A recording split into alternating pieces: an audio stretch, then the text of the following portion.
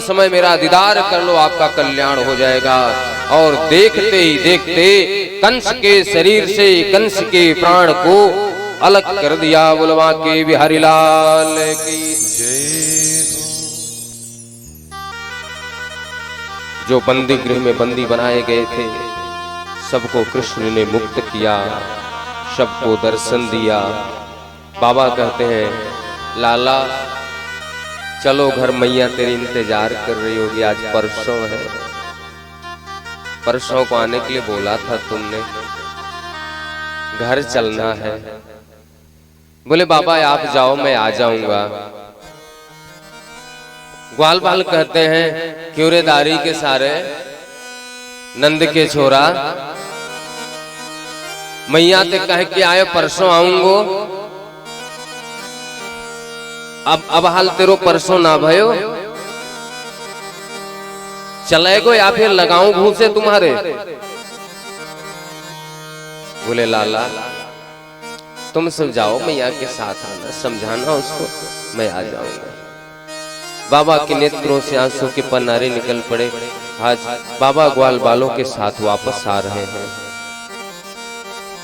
मैया ने देखी रथ आ रहा है, दौड़ करके गई, मेरा गोपाल आ गया, मेरा बलराम आ गया। जा करके देखते तो गोपाल भी नहीं, बलराम भी नहीं। बाबा आप कैसे पिता हो? कृष्ण बलराम को छोड़ करके चले आए, लेकर के नहीं आ सकते थे? थोड़ी तो दया करते, आप दिखाते दया, आ जाते लेकर के। अरे एक राजा दशरथ पिता थे जो राम को वन जाने के समय ही अपने प्राण को का त्याग कर दिया, और एक आप पिता हो जो अपने बालकों को छोड़ करके आ गए।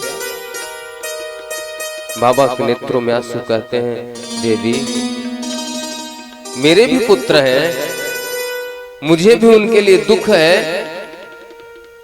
आप राजा दशरथ का उदाहरण देती हैं, क्या माता जानकी ने राम के आने का इंतजार नहीं किया?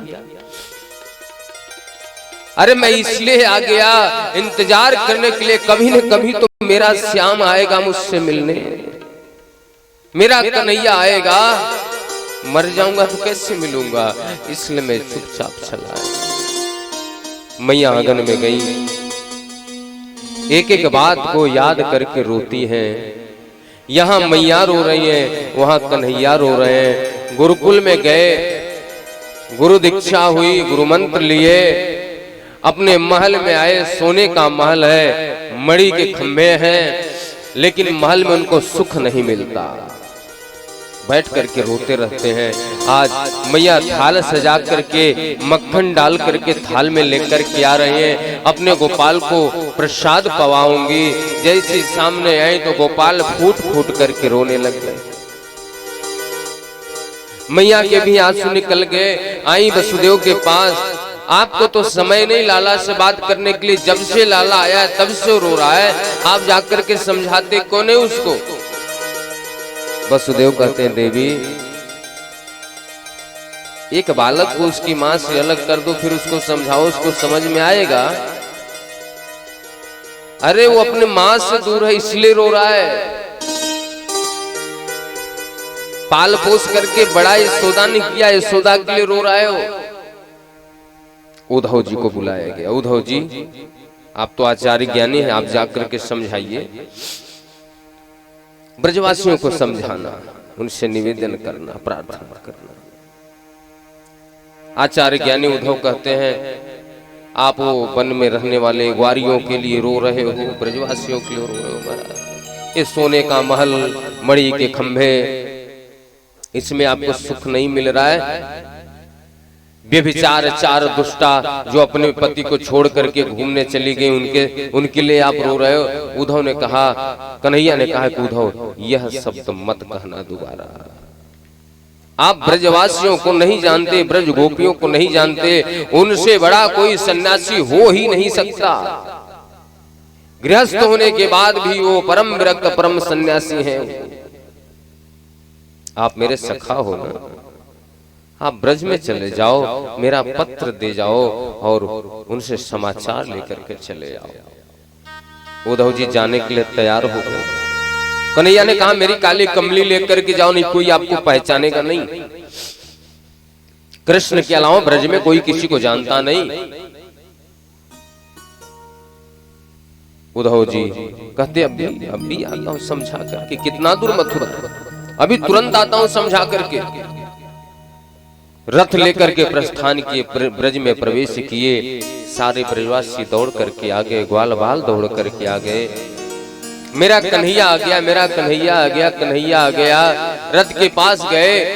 उद्धव जी ने अपने चेहरे से मुखार बिंदु के ऊपर से पर्दा हटाया। कहते मैं उद्धव, कृष्ण का सखा। कन्हैया ने भेजा। कन्हैया ने कहा कि उद्धव आप चले जाओ, यहां अपार सुख है, लेकिन मुझे अच्छा नहीं लगता। उद्धव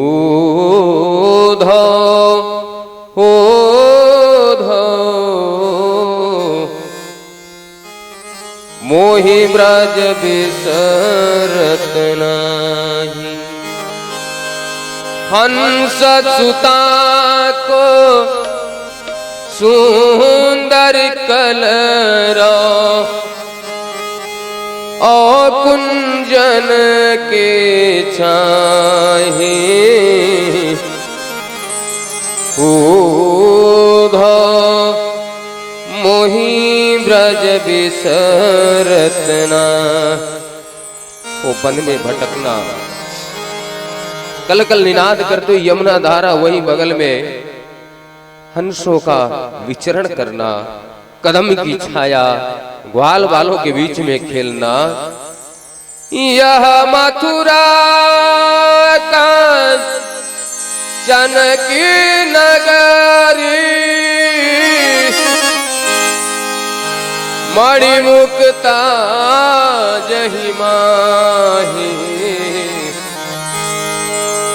उद्धव मोहि ब्रज बिसरत नाही,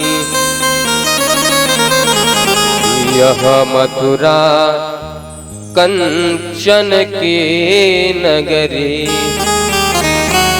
बड़ी मुक्ता जहि माही।